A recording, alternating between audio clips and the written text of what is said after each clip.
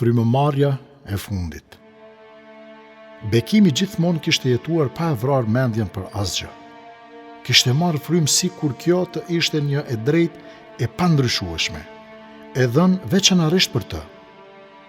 Asnjëherë nuk kishte menduar se mund të vinte dita kur për një frymarrje të vetme do të jepte gjithçka që kishte tubuar nga pasuria e tij e bollshme.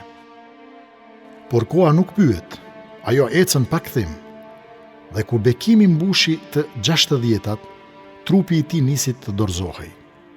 Mushkëritë e tij ishin të lodhura, të rrënuara nga alkooli dhe duhani.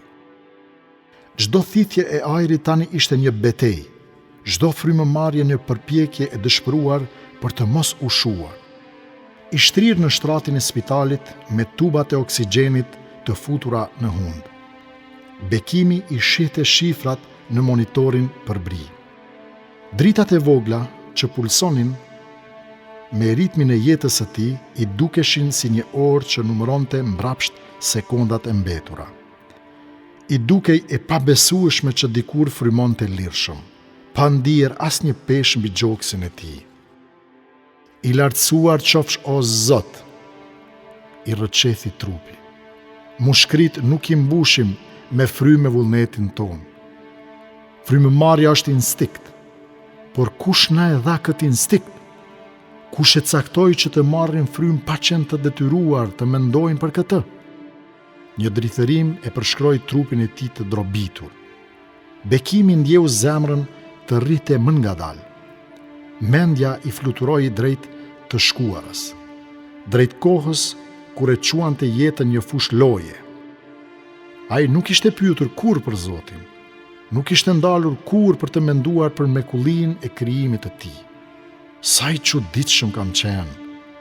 Sikur sasia oksigjenit në atmosferë të ishte më e vogël apo më e madhe, jeta do të merr fund. E pra, kush e rregulloi saktësisht në këtë masë të përkryer që gjallësa të marrin frymë pa ndonjë problem, pa asnjë shpenzim? Një peshë e rënd i ul mbi gjoks. Mund të dëgjonte me veshët e shpirtit të tij jehonën e së vërtetës që e kishte injoruar gjithë jetën. Syri u mbush me lot, një lot i heshtur, por i rënd si vetë pendesa. O Zot, ti je i lartësuar, e unë isha i verbër. Drita e dhomës i dukej më zbet tani. Zemra i rrite gjithnjë më ngadalë. Mushkritë e tij që dikur i kishte dëmtuar me duart e veta, tani refuzonin të punonin. Në sekondat e fundit të jetës, ai deshi të bërtiste, të lutej, të kërkonte falje, por buzët i mbetën të ngurësuara. Një fije e holl drite i preku syt. Atë qast, ai ndjeu një qetësi të thellë, sikur dikush ja kishte larguar të gjitha brengat. Ai kishte qenë i pasur, por tani e kuptoi se frymëmarrja e tij e fundit vlen më shumë se çdo pasuri që kishte grumbulluar.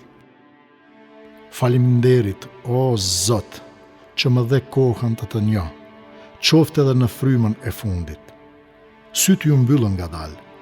Monitori për briti ndaloi të pulsuarit. Bekimi nuk kishte më nevojë për bocat e oksigjenit. Ai kishte shkuar tek ai që i kishte dhuruar frymën e parë dhe ja mori frymën e fundit. Dhe ja ku mbaroi, jo thjesht një jetë, por një kapitull i një shpirti që më në fund pa të vërtetën me sytë e zemrës. Fryma e fundit nuk ishte fundi i tij, por fillimi një vetëdije të re, të pastër, të zhveshur nga mendimadhësia. Sepse kur gjithçka hesht, e vetmja gjë që dëgjohet është zëri i atij që gjithmonë ka qenë aty. Dhe në atë çast të shenjtë, në heshtjen e fundit, shpirti i Bekimit kuptoi. Nuk kishte madhështi më të madhe se sa të jesh krijesë e atij që mban universin në ekuilibrin e frymës son.